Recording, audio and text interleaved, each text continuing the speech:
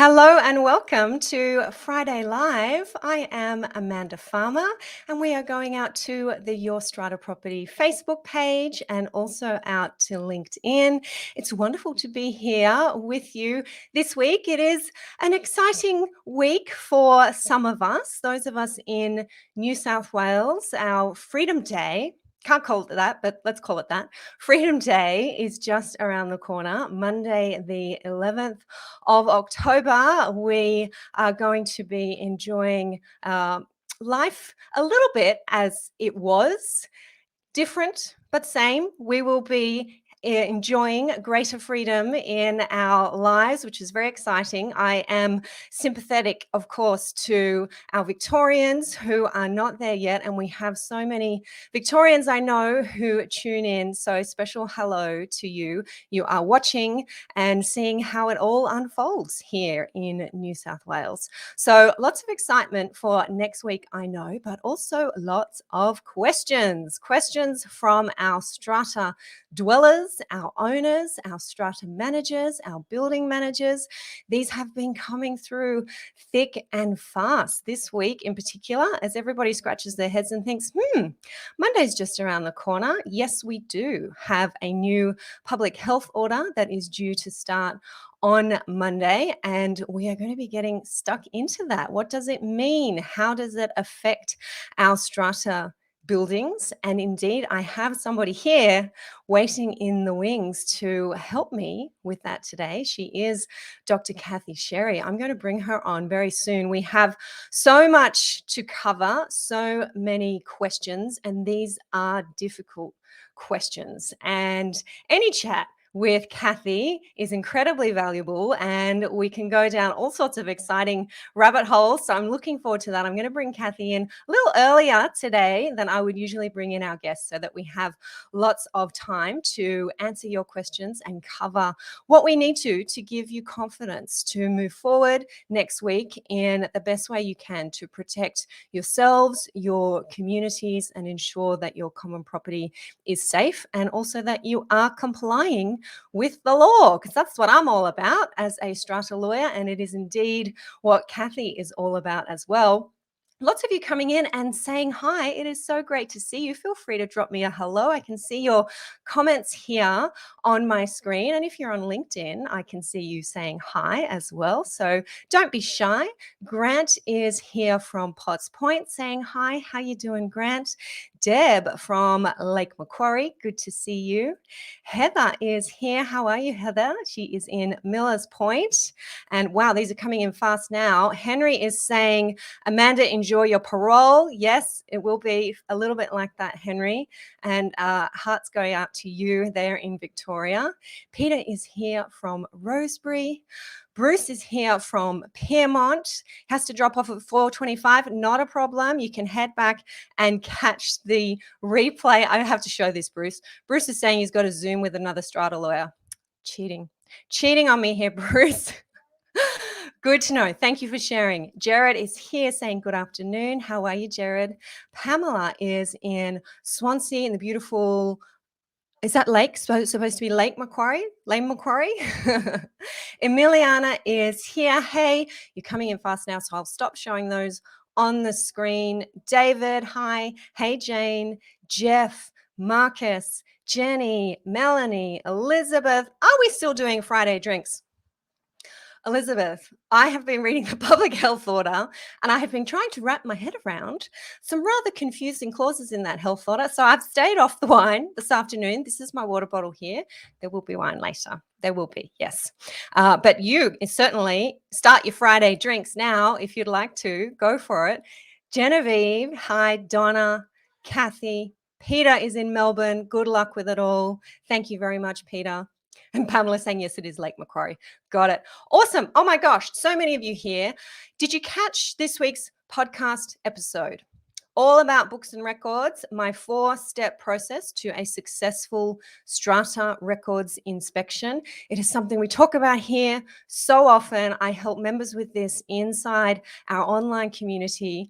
I don't know why, but it just seems to be in Strata such a point of frustration for owners and an area of confusion for Strata managers. How do you properly request to inspect records? What needs to be produced on a records inspection? Are there records that are private and that shouldn't be produced? Does privacy law apply? Are there records that are privileged? What happens if the Strata manager says, no, you can't have the Strata roll, or you can't have all of the Strata roll that has residents' contact details on there? What do you do? I answer those questions about records at least once a week. So I put together a dedicated podcast episode working through the relevant law and setting out my 4 steps to a successful Strata records inspection. So if you haven't caught that episode, Rochelle is going to pop the link to it here in the comments section.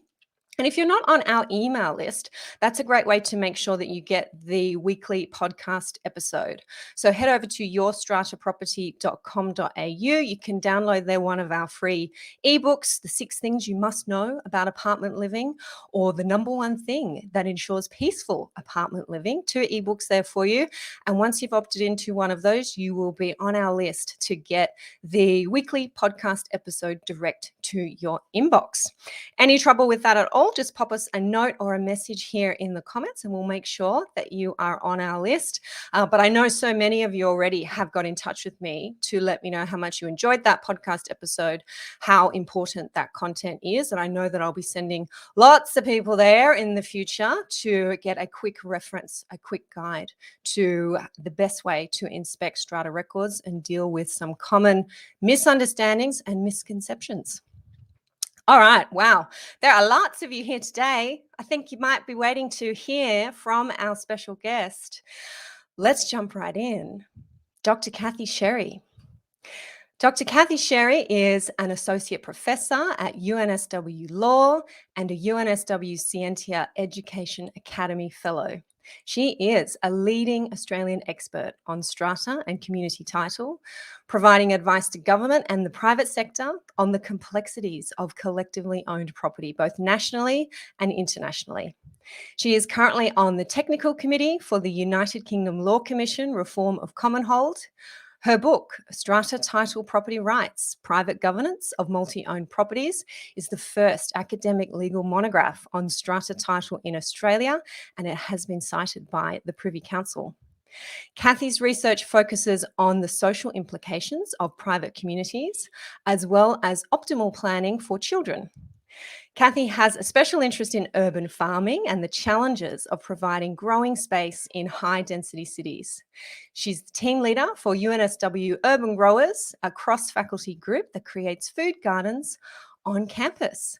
And Cathy is also an academic member of the Australian College of Strata Lawyers, a regular and popular presenter at our annual conferences.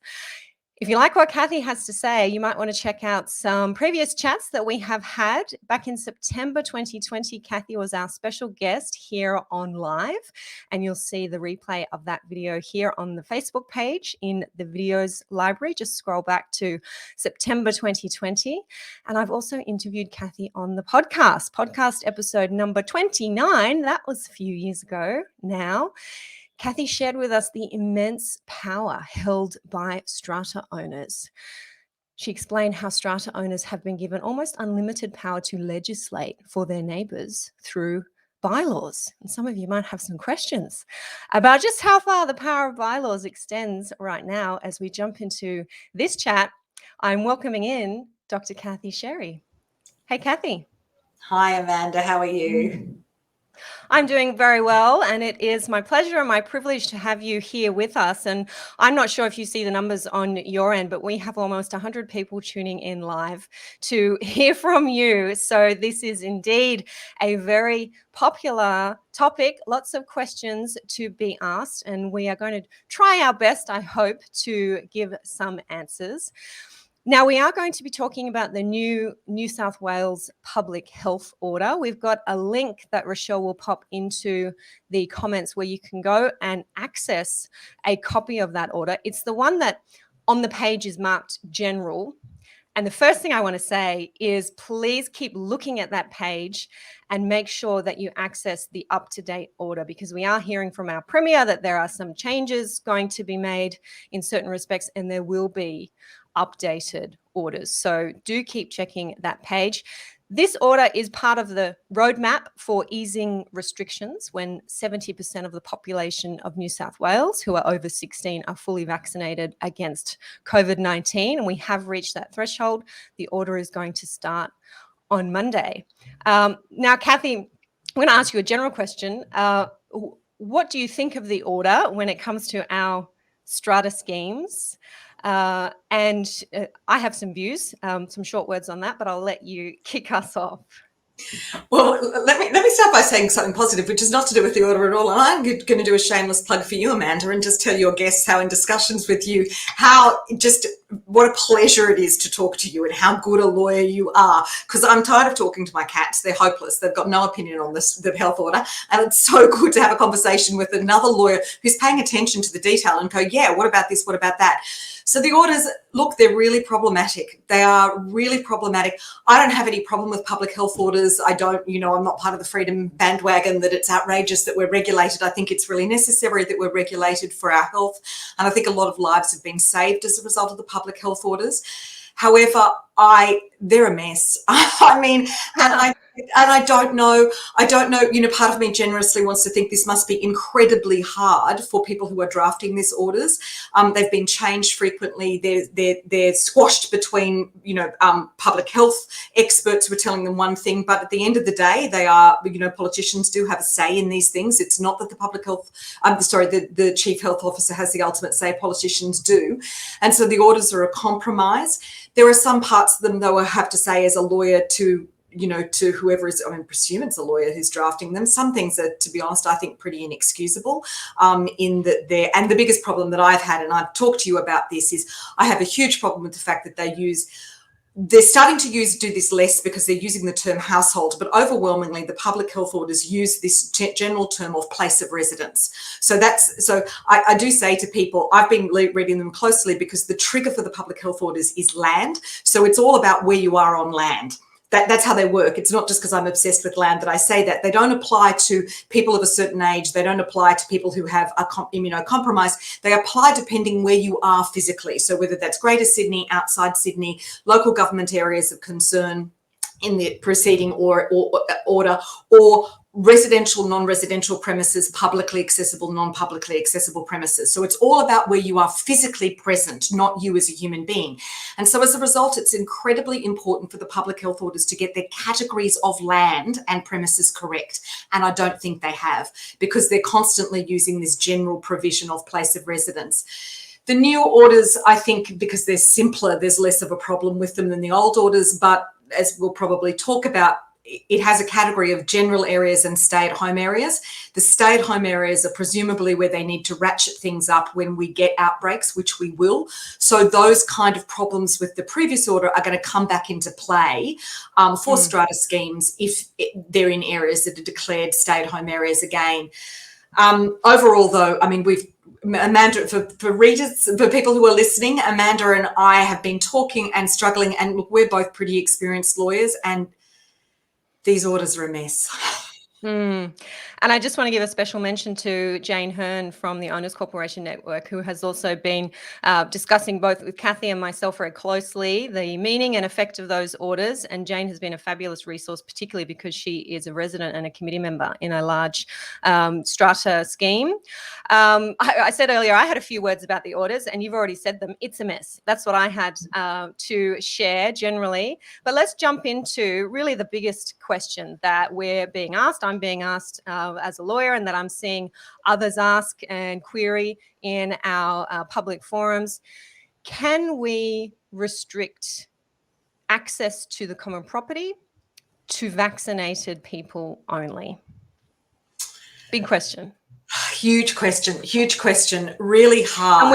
And we can tackle it on the basis of Well, I think it's the same answer either way, but we have residents, people who live in the building, and then we have visitors and we have trades. Yeah.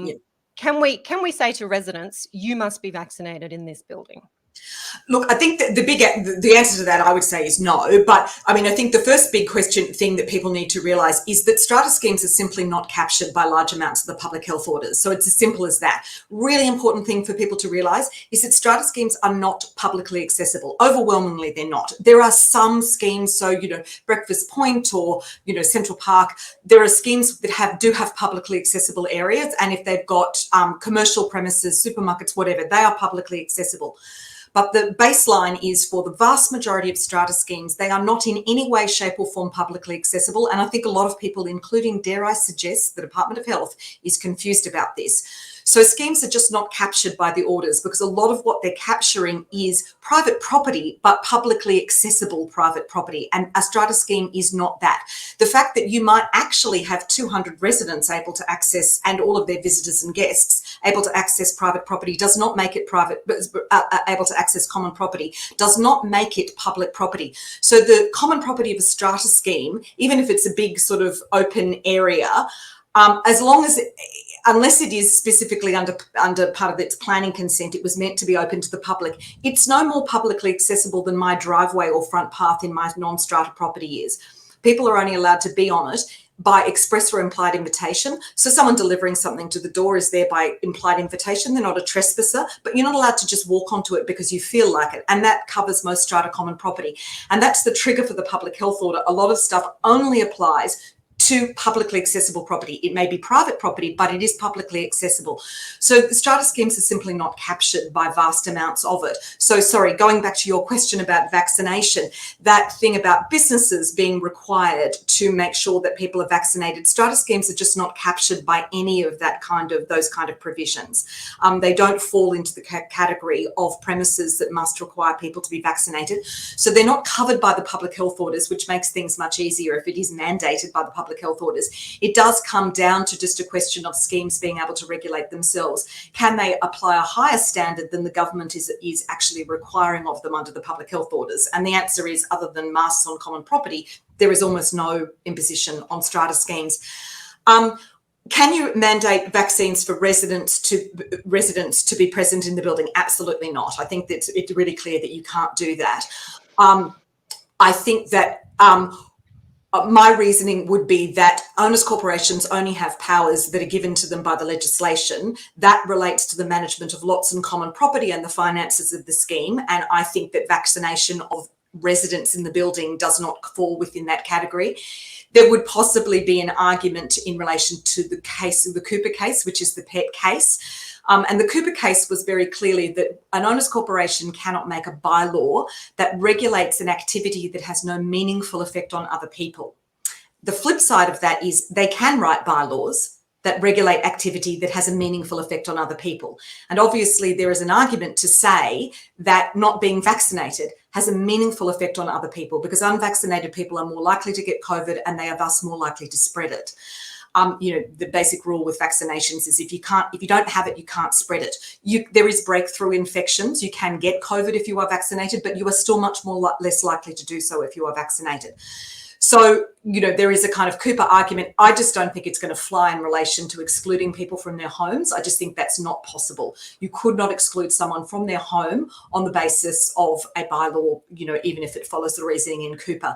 Then we get on to the harder question of could you exclude people from facilities? And I'm not sure whether you want to get onto that now. Yes, can you exclude people from absolutely not. Yes, thank you, Cathy. What we might touch on first is visitors to the property. Yeah. So if we've said that we feel pretty confident that you can't exclude residents from their own home if they're not vaccinated, I agree with that.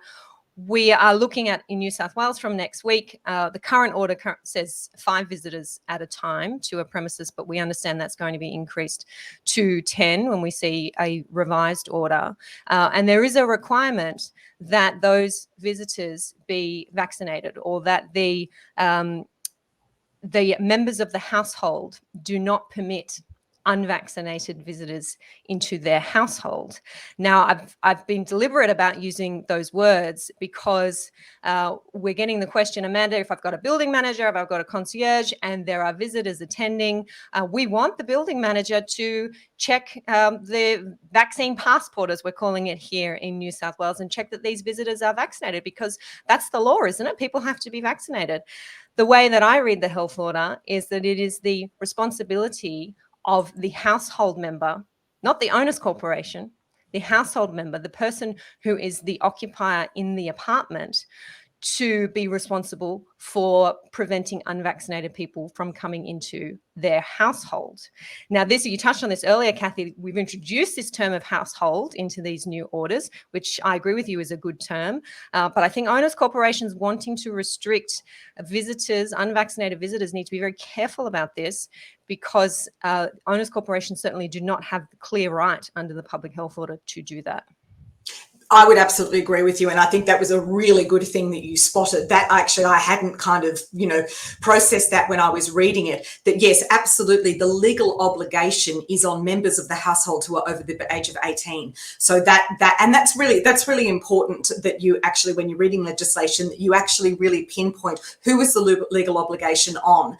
And you're right, it's the member of the household.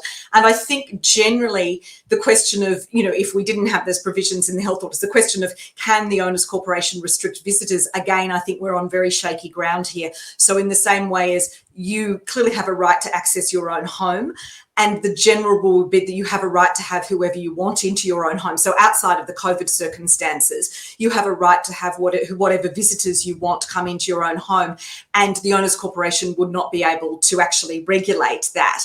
I think that's actually strangely inherent in the Strata legislation, in that the ban on bylaws that restrict transfer or leasing, you'll notice that they've never said anything about restricting licensing, which is having visitors, asking people into your home as a visitor. They have a license, a legal permission to be there. That's never been covered. And I think the assumption is, well, you could never restrict licensees. You could never tell people who they can ask into their own apartment. So I don't think a court would say it was okay for the owners corporation in ordinary times to regulate someone's visitors. And I think now the clear tenor of the public health order is that the responsibility is on members of the household themselves, not the owners corporation. And that's the appropriate. And terrible as this is to say you're dobbing in your neighbours, but if you have concern, that's what public law is for. It is to avoid citizens policing each other. It's generally that we leave policing to the police. So if you are genuinely concerned about that, don't speak to your strata manager or your building manager. And hard as this is to say dob your neighbours into the police, but it is a legal matter and it might be better dealt with that way. I don't know, maybe that's a terrible suggestion in the strata scheme. No, it's certainly a suggestion that I've been giving when I've been asked, Amanda, if we think someone's breaching the public health orders, what do we do? And the public advice is Crime Stoppers. There's a website for Crime Stoppers. There's a phone number for Crime Stoppers. That's what you do. And I understand the police have been reasonably responsive. Now, we're getting questions, lots of questions before this chat, and I can already see them in the comments now. What about our pools and our gyms? What about our recreational facilities? Can we have a rule that restricts use of those facilities to the vaccinated only? I grappled with this one earlier today, as Cathy and Jane know. We were emailing about this because there is some very confusing terminology in the new orders, but I think I've landed on my view of this situation. Do you want to let us know yours, Cathy? Yeah, well, I think we are in agreement that at the end of the day, despite all the confusing definitions, I don't think that the order is meant to or does capture strata, pools or gyms or any of those facilities. So the original public health order, I think, was very clear that it only referred to publicly accessible premises. So it's publicly accessible gyms and pools. I know a lot of schemes sensibly closed them of their own volition, but they weren't required to under the public health order, which is just an evidence of the huge mistake in the public health order that they didn't consider strata schemes, because it can't be the case that it's not safe to go to an outdoor public pool, but it's perfectly safe to go to an indoor pool in a strata scheme. Pool in a strata scheme that's being shared by lots of different households. But I think the answer is it's not covered by the public health order. There is no obligation under the public health order to require people to be vaccinated. It's not being regulated. Could strata schemes impose higher standards themselves through their own bylaws? This, I think, is certainly arguable. I mean, that's where I'd come back to Cooper to say, can you write a bylaw that requires people to be vaccinated to use the pool or to use the gym? And then you would say, well, that may well be a bylaw that is for the benefit of all lot owners, because being unvaccinated has a meaningful effect on other people. It does then raise that issue that we were talking about before of the spectre of people asking for medical evidence. Again, I actually don't know that there's any law against it, because strata schemes are not captured by privacy legislation in relation to medical evidence, which has always been a huge problem. Being able to ask your neighbours about their assistance animal was always a huge problem. I mean, it's outrageous that you're allowed to ask someone to produce, in a sense, people have to produce medical evidence to prove that an animal is an assistance animal. Look, I'm probably not being very helpful. I think it's arguably possible, but I think it's problematic.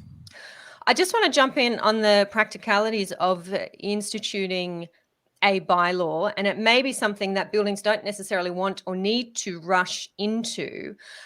Two things. In New South Wales, from the 1st of December, we're hearing there will be fewer restrictions on the unvaccinated, let's put it that way.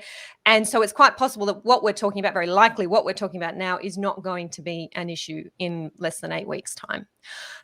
We know how long it takes to draft bylaws, to put bylaws before meetings. I'm not sure there'll be too many buildings right now saying, I want to deal with this particular issue and these particular restrictions by way of bylaw. But if you are considering a bylaw, and you've heard Cathy say, we do have some law that would be supportive of that view, that this bylaw deals with lots and common property is for the benefit of occupiers, definitely get some specific legal advice on that. Everybody's communities are different. Everybody's pools are different. Everybody's gyms are different. What makes sense for one community might not make sense for another.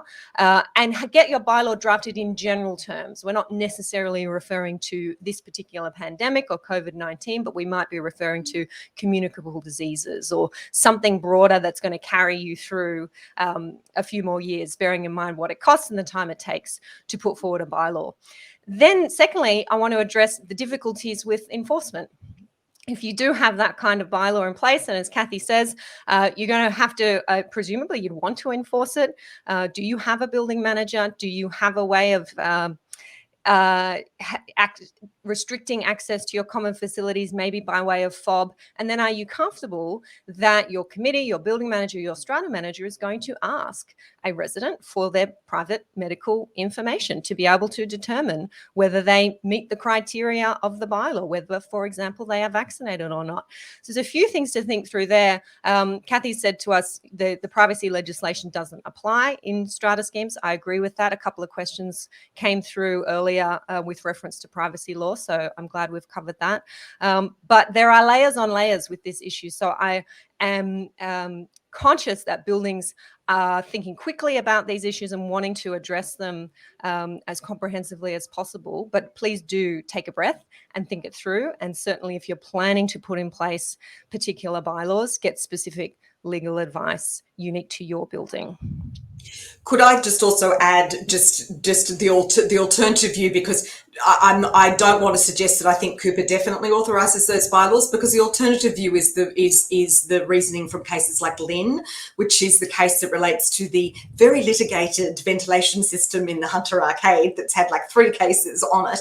And certainly some of the early decisions on that would say you are not allowed to permanently exclude people from common property. So people own common property as tenants in common. As a tenant in common, you are entitled to occupy the whole, is the legal expression, which means you're allowed to use all of it. So while it is possible to regulate people's use of common property, a basic property argument would suggest that you cannot actually permanently exclude people from property that they actually own. So that's an alternative view, that a bylaw requiring people to be vaccinated is actually invalid, because presumably people would, if they're not vaccinated, it's because they've chosen not to be. They're going to be permanently unvaccinated, as opposed to people who haven't been able to get them. They're going to be permanently unvaccinated, so they're going to be permanently excluded from property they own. So possibly those bylaws may not be valid. The second thing I would say is also I'd echo Amanda's caution about being too trigger happy about this. I think with the exception of a few places like Northern Rivers in New South Wales, which is really very, very challenging, I don't think there's very much genuine vaccine hesitancy in Australia at all.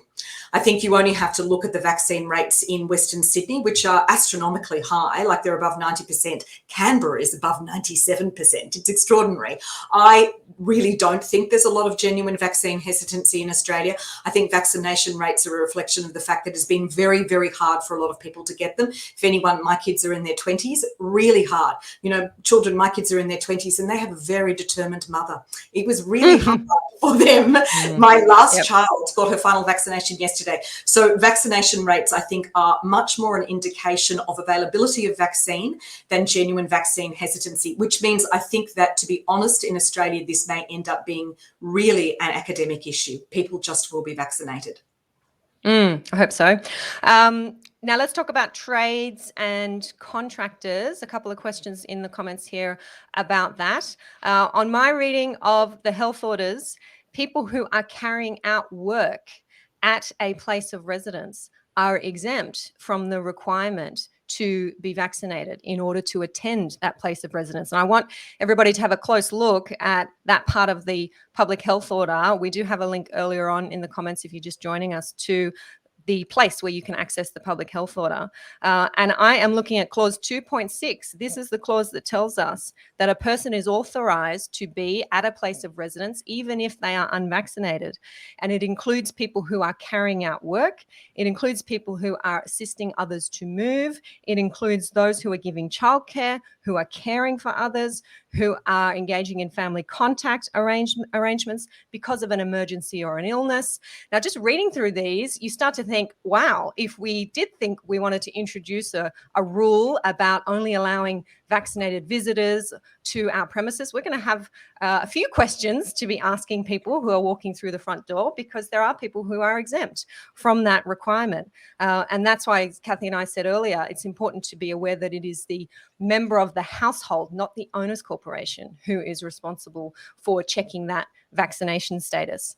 So certainly work that is being carried out at an occupied premises, there are actually no rules in this new public health order, unlike what we have to date about the 2 workers in a premises and you have to be in a different room or off the premises altogether. Those rules will be gone from Monday, and there are no rules about work being carried out in an occupied premises. Do you agree with that, Cathy? Yeah, and it's really weird. It's, you know, there are parts of the public health order that I've read that I think it has to be a mistake. It has to be a mistake. And so this is really, really odd. It just does seem to be, you're not allowed to have an unvaccinated visitor in your house, and unvaccinated people are not allowed to visit anyone else's house. Like, you know, they've really been confined to their houses. But somehow if you're a worker, you can. Also, employers are not allowed to let people come into workplaces if they're not vaccinated, if it is reasonably practical for them to work from home. So, you know, if you work in an office, you're not allowed to go into work if you're not vaccinated. It does seem a really odd hole. And it's also, as you say, when you look at that section, sorry, I'm just scrolling back to it. Yeah. 2.6 is the exemptions. Yeah. Yeah, 2.6 is the exemptions. It's kind of odd because all the other things are really kind of important things and narrow things like helping someone move or childcare or helping a vulnerable person or family contact arrangements or emergency to avoid illness, injury or risk of harm, or, you know, inspecting a place of residence, but that's about people being able to find housing. So it is very odd to see this blanket exception. The only thing is, it does make me, there's been something in the earlier public health order, and it's still in the new public health order if an area is declared an area of concern, and that's this whopping great exemption for all kinds of work. So in the existing public health order, and it is, like I said, it's still in the public health order, it actually says a worker is authorised to visit a place of residence. A person is authorised to enter a place of residence to do work other than prescribed work. That's in the existing order, and it will be for the stay-at-home areas in the new order. Prescribed work is renovations, that kind of stuff, cleaning. It then goes on to say you can do certain kinds of prescribed work, but the first clause just is this blanket. You may go into a place of residence to do work, any work at all. You know, if you're a hairdresser who can't work from home, you may apparently go house to house in hotspots cutting people's hair. And I've asked health about this. I had a meeting with them and they just said, blank, it's not a mistake. And I couldn't get them to explain how it's not a mistake, because it appears like currently anywhere in Sydney, including a hotspot, you can go from house to house to give massages, to give haircuts, because you can't work from home, so you can be out of your house, and you are authorised to go into a residence to do any work at all. And the thing about this is it does appear to be carrying on that kind of really extraordinary leeway for people doing work in a place of residence that just does not make any sense in a public health sense. It makes sense in the sense that I know that politicians are extremely concerned about the massive public bill that we're ending up with because people have not been able to work and they have to provide income support. So there's an economic logic to it to facilitate work. But from a public health point of view, it's quite seriously nonsensical. Yes, and there is another nonsensical aspect to this, and that is that if the dwelling is unoccupied, then it becomes a construction site, and then there are rules about what needs to happen, including that there needs to be a COVID-safe plan. So we have different rules for renovations, alterations, work, contractor coming in to fix the hot water, whatever it is, that can go ahead, doesn't need to be vaccinated, there doesn't need to be a COVID-safe plan. But a property immediately becomes a construction site if it is unoccupied, and then other rules come in about that particular site, including a COVID-safe plan. Which is very strange in a strata building where one apartment may be unoccupied, but the rest of the building is certainly occupied and people are coming and going on the common property. Can I also ask you, Amanda, I don't know if you know the answer to this, but I'm now struggling to think, where are the requirements in the new public health order that construction workers have to be vaccinated? Have I missed them? Because you can't go to work if you're not vaccinated, but that only applies if you can't reasonably work from home. I'm struggling to find the provisions, and maybe I shouldn't ask this in a live podcast where neither of us will be able to find it, but I'm struggling to find the provisions that now require construction workers to be vaccinated, because clearly that is work that cannot be done from home. Yeah. I don't know that it's there, and that's why I was careful about saying the requirement definitely for a COVID-safe plan if you're on a construction site is there, but I can't see it here in this general order. But we can come back to that. I can come back to that here and post a comment on this page. That's the other thing I do want to be clear about. Cathy and I are speaking live on Friday afternoon, the 8th of October, and we are expecting changes to these orders to the extent that those impact anything that we're saying today, or indeed strata schemes in particular. Then I will make sure I bring you updates here on that page. But we'll make a note to look into the vaccination of construction workers in particular. I'm also seeing a question here in the comments from Elizabeth, who is asking about an employed building manager. And Cathy, you pointed out, and I agree, that in our new health order due to commence on Monday, employers must not allow employees to attend a place of work unless they are vaccinated. If they are unvaccinated, unless it is not reasonably practicable for them to do their work at home.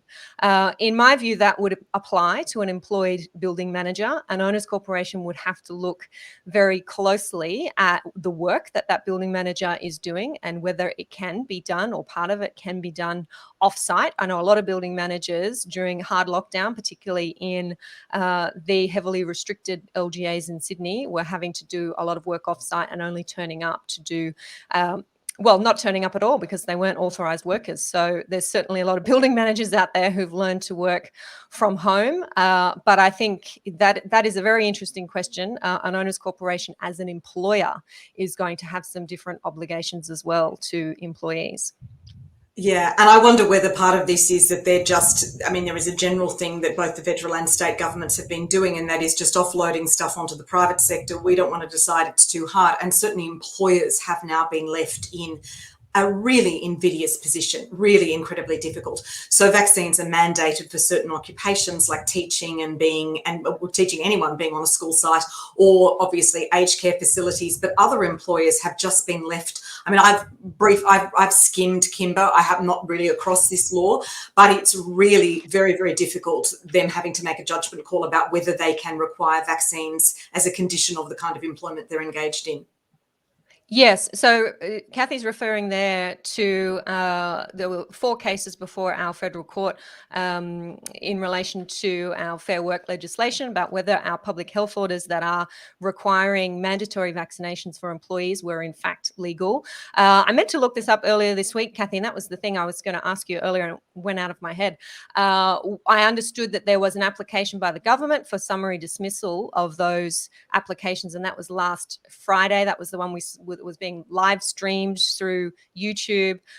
Do we have a determination on that, or? I don't know. I'm sorry. Not I sure. don't actually know. That's I okay. haven't been, because I'm not an employed lawyer. I've been following it just because I'm interested, but no, I don't know about that. I just know that it is really difficult for those employers who are in those kind of in-between positions where it's a really complex legal question as to whether they can mandate vaccines. I mean, some employers like SPC went out on a limb, fruit canning, not quite sure why, but they went out on a limb and they mandated it, good on them, whatever. But it really is extraordinarily different and difficult. And I assume that owners corporations in their capacity as employers will be in the same position. And it's not just simply Fair Work, it's also the common law, their obligations. Clearly, there are duties of care that owners corporations owe to people when they're employing people. It's not really different to you didn't fix a handrail and someone who was working for you fell and injured themselves. Oh, Amanda, Yep. I wish we could be more helpful. I want to just I'm sure acknowledge you can be.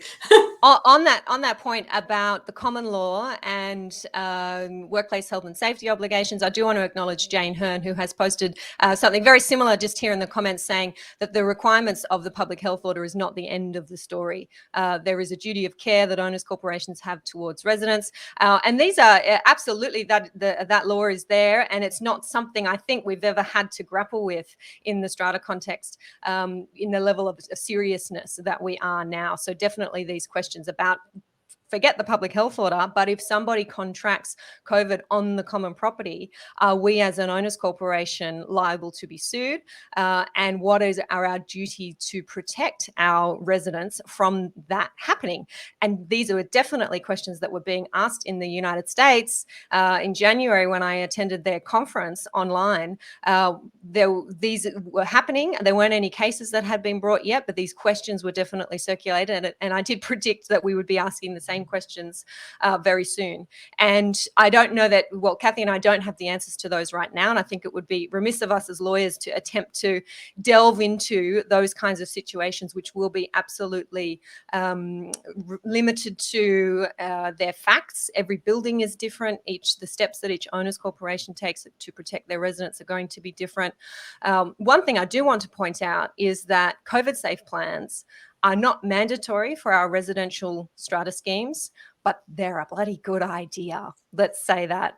And particularly in this context of duty of care and doing as much as you can to protect your residents. Well, because the duty of care stuff, I mean, I always say torts law. I'm not a torts lawyer, but I always think of it as stating the bleeding obvious law, which is, I don't mean rudely to torts law. I mean, it's often very sensible. It's the obvious stuff. What was reasonably foreseeable? I noticed Jane had a reference to Riddis in the chat before. Riddis is the case where someone put their hand, went to stop a door closing that had non-safety glass in it and cut themselves very badly. And so there's case law on this, but often it's actually pretty sensible law. It's what was reasonably foreseeable. And I think things like, I would certainly go as far as saying that if you don't have a mask sign up in a pandemic, it's required under the public health order now, but if it weren't required under the public health order, I'd be worried as an owners corporation you haven't taken that basic precaution. There are also, of course, much more complicated questions about ventilation. And I will say, this is just, if people are interested, I am a member of an organisation called OzSage, which is OZSAGE. It's lots of really amazing doctors and engineers and scientists, and they are putting advice up on their website because that's also a real concern for owners corporations about ventilation. And a strange little tip that I have shared with Amanda and Jane, which surprised me, and that is one of the leading epidemiologists in the country told me that she carries Glen 20 in her handbag and she sprays it in lifts and corridors. And I was saying to Jane and Amanda that I thought that it was just some kind of gimmick from the 1970s. Who knew that the stuff works? But apparently it does. So I'm not recommending owners corporations do that, but that issue of getting into lifts and in corridors that are poorly ventilated, if people people are concerned about their own safety, that's something. But certainly owners corporations turning their attention to ventilation would be a good idea. I just want to come back and acknowledge some of the comments here. John is helpfully letting us know that Justice Beach Jones said he will make a decision by Sunday. That's in the Fair Work cases brought by Kimber and others. And I think also to address comments that are questions that are being asked by Elizabeth and also Jan about employers requesting proof of vaccination. That's really what those cases are about. And definitely our state government at the moment, it takes the position that yes, employers can and should do that and shouldn't be allowing unvaccinated employees to work. But there is a challenge to whether our government's powers under the Public Health Act in fact extend that far. So we're all awaiting the outcome of that case.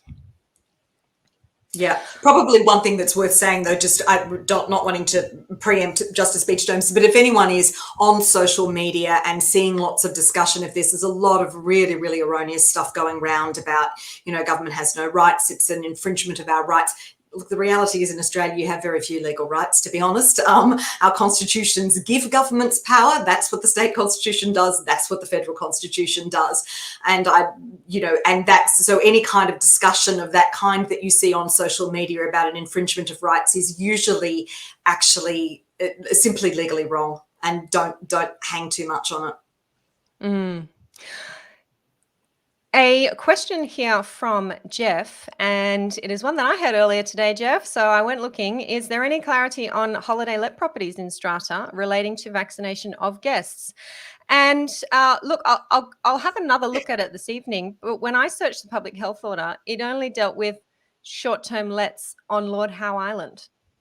I don't know if I was reading that correctly, but otherwise the health order was not interacting with holiday letting premises, residential premises used for the purpose of holiday letting at all. Certainly business premises, commercial premises, service departments, hotels. Yes, Cathy? I think that there is. I've just done the search through 2.5. Places of residence, I don't know whether it's going to cover Strata, but maximum number of persons, holiday homes or short-term rentals. The occupier of premises in a general area must not allow the premises to be used for the purposes of a holiday home or short-term rental by persons unless all persons staying on the premises are from the same household, or if the persons staying on the premises are not from the same household, there are no more than 5, and none of the persons is an unvaccinated adult. Is that? And the obligation would not be on the owner's corporation, of course, but the owner of the apartment. Yes, that's it. I agree with that. And once again, we're back to the householder, the member of the household, the owner of the apartment, to make sure that those conditions are complied with.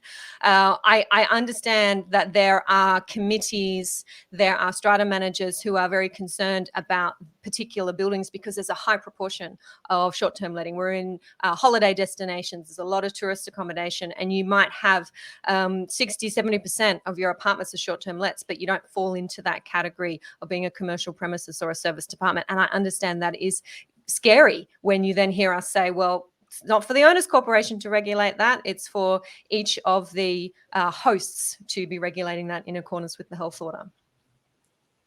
So perhaps making sure that your owners know that, and perhaps drawing to their attention their new obligations under the health order is going to be helpful. And down the track, everybody's required to comply with the law, but if you have particular short-term letting bylaws and rules and regulations about short-term letting, as I know a lot of you do, you might think about incorporating a clause into your bylaw that it is the responsibility of the owner to ensure that public health orders and all laws are being complied with, just to remind people that this is the kind of scenario that needs special attention. I think, Amanda, if I could just say, I just noticed Wendy has asked a question about limiting numbers of visitors, and I think that that's something I know schemes are addressing. I think maybe you would agree with this. There's no requirement. Again, their schemes are not captured by those limited numbers of people. So the, one person per 4 square meters or whatever it is. They're not publicly accessible premises. They're just not captured. And the only way they could be captured is by large residential gathering, that provision. Which I think was over 100 people. people. It's quite That's a extraordinary. fancy apartment. Yeah, and that's it. You look for a house that's pretty extraordinary as well. You know, you can have 80 people in your house, and you're not covered by any of this. Yeah. I mean, you're not allowed to have 80 people in your house at the moment, anyway. But yeah. So, but just because I think a lot of schemes are looking at those things, it applies to publicly accessible premises, which most schemes are not. So you don't have to actually worry about. Thank you for clarifying that, Cathy, because you and I both saw a fact sheet that was circulating earlier this week, and there's some other advice coming out from strata management companies and other associations attempting to do their best to answer questions. But certainly there is no requirement for a residential owners corporation that there be a 4 square metre rule, or in the future a 2 square metre rule. It is quite clear in the public health order that that does not apply to residential premises. Okay, there is an exemption there. So, and Wendy, I'm not sure when you tuned in, but we were saying that it is the responsibility of the occupier of the apartment, not the owners corporation, to regulate who is coming and going from their apartment. So we are, as property occupiers, responsible for making sure that we don't have unvaccinated visitors, but that's our responsibility, not the owners corporation. So I would be very concerned about an owners corporation that's instructing its building manager to stop everybody at the door and check vaccination status. There is no clear legal obligation or right in these public health orders, let me say, to be able to do that. And you do have to be very careful about this series of exemptions for people who are doing work, who are giving care, who are there for an emergency purpose. You have to be bearing all of that in mind. So do be careful on that point. Just on that note as well, Deb is just asking about lift space specifications. Once again, no requirement to only have a certain number in a lift in a residential apartment building. Good idea. And certainly seen some sensible signs up there about only getting in the lift with your family members, or perhaps 2 to a lift, all depending on the size of the lift, but no legal requirement in relation to residential lifts. Alrighty, now I'm just scrolling down through my list of notes, Cathy, to make sure that we've covered what we wanted to cover. I know there are quite a few more questions here in the comments that we haven't got to, and I will do my best to come around and give some guidance on those later. In particular, I just want to call out to Rochelle, who's helping me in the background. We had a comment from Despina on LinkedIn that she was looking to access a copy of that general public health order. So if that link is not posted on LinkedIn, if we could send that over there, that would be great. I think we did mention masks. Cathy, masks on indoor common property, that's a requirement that is continuing under these new public health orders. Yeah, absolutely. So masks and the requirement for outdoor masks, I think, has been removed for everyone now. So, I mean, I was always concerned about the fact that they were required on the street, but not on outdoor common property. One thing I would certainly say to people in terms of wear the masks, make sure I think I'm really concerned that schemes have signs up that say masks are a condition of entry. As Amanda has, correctly pointed out to me before, they're not a condition of entry for residents. Residents are allowed in and out no matter what. Masks are mandated under the public health order, and it would be much better to have a sign that just says that it's mandated under the public health order for everyone to wear a mask. And I'd also really encourage people to look up how to wear masks safely. If you're wearing medical masks, how to knot them so that you get a proper seal. People are often not wearing masks properly. Again, there's mask advice on Aussage, because if you're not wearing it properly, it doesn't work if it's under your nose. If there are big gaps, it kind of defeats the purpose. I think we all need to get better at mask wearing. And I'd also say that much as we are looking forward to Monday, what I hear from doctors in this space, and I spend a lot of time reading the chat of epidemiologists and doctors at the front line, and I can tell you it is not nearly as happy as what the government is telling us. So, everyone still needs to be very careful and take precautions, even if you are double vaccinated. One additional topic I do want to address, this was asked by a few members in our online community. I was just scrolling through quite a few questions about this last night. Meetings. And what should strata managers be doing, committees be doing about meetings? Some of us are getting excited now. We're getting back out into the world soon. In-person meetings, AGMs that maybe have been delayed because we have residents where electronic meetings don't necessarily suit, and we're really hanging out for that in-person meeting. What should we be doing? Now, from my point of view, meetings being held on the common property at the moment are really difficult. That's because we do have these grey areas in our health orders about what constitutes a place of residence, how the owners corporation can control and manage its own common property, and where our right to do that, how far our right to do that extends.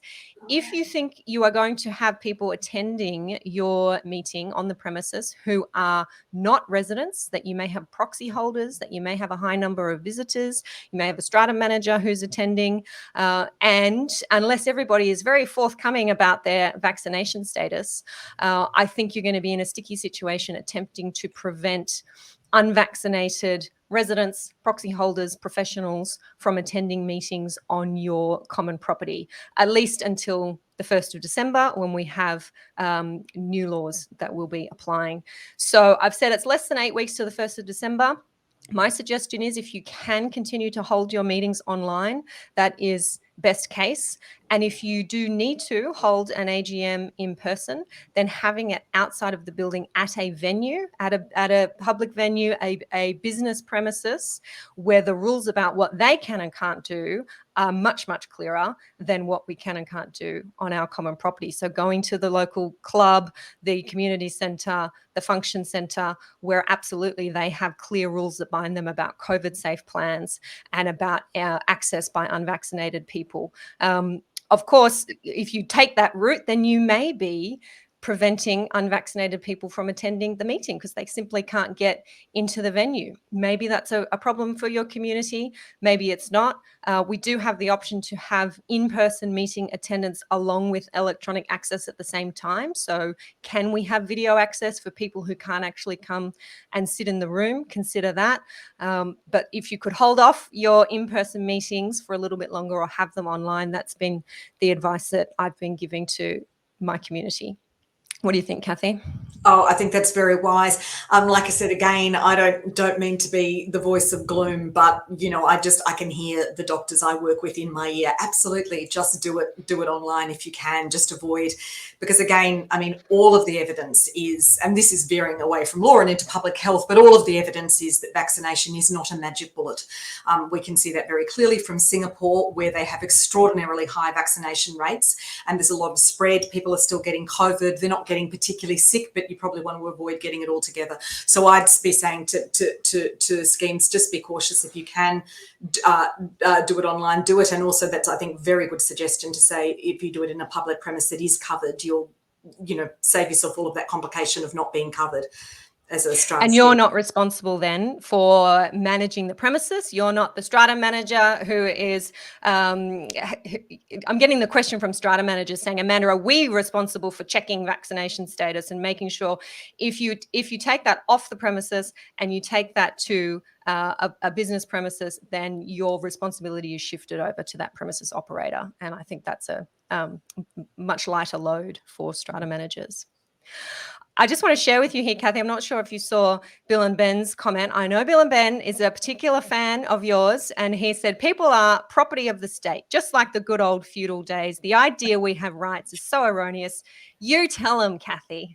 I mean, I wish we did have more rights. It's just the reality of it's the reality of the Australian legal system that our Constitution, I hope my public law colleagues can't hear me say this, the Constitution's a pretty dull document. All it does is divvy up powers between the states and the Commonwealth, and it's about funding and stuff like that. And the state constitutions are really dull, and they most certainly don't talk about human rights or private, and there's no Human Rights Act in New South Wales. Really, government powers are very, very large. And in a democracy, normally we don't probably have to worry about that much. At the moment, I believe in the public health orders, but Amanda and I were talking about this before. I'm very concerned about the way in which the public health orders are so hard to read, how much information is being given to the public, not via the law. So websites, people being expected to read websites, listen to chat lines, all of that kind of stuff. That I think is a real concern. But in terms of legal challenges to things, I don't think they're going to go very far, because the reality is the government does have the power to do this. Our government, that's for sure. Well, thank you very much, Dr. Cathy Sherry, for agreeing to be our guest today at a time where so much is changing so quickly. I think I certainly sat down this afternoon to revise for this session, which is a great way to stay on top of the law, let me tell you. Going live talking about the law for an hour, you kind of have to get your head around it. And it's full on. There is a lot there, and there is a lot that is difficult to understand. So anybody struggling to understand it, you are not alone, but we have wonderful experts like Cathy here to help us, and we're very grateful to have you and your time. Lots of thank yous coming through in the comments here too. Oh, it's a pleasure. I'm grateful that people will talk to me about the public health orders because, like I said, my cats are not very responsive. My husband just wants me to shut up. Because I think they're actually really important, and I'm really grateful to be able to have a conversation with you and with Jane Hearn and also with your community. Thank you so much, Cathy, and thank you to all of you who have been tuning in. As I mentioned earlier, we are expecting a few changes to these health orders before Monday, as we've heard from our Premier, and to the extent that that changes anything that Cathy and I have spoken about, gives more clarity, tells us that we're wrong, I will be back here giving you an update here on the Facebook page. Thank you very much for all of your time today. Happy Freedom Day to our New South Wales dwellers on Monday, and I look forward to seeing you all, as many of you as I can, maybe in person sometime soon, but always back here on Friday Live. Thank you, everybody.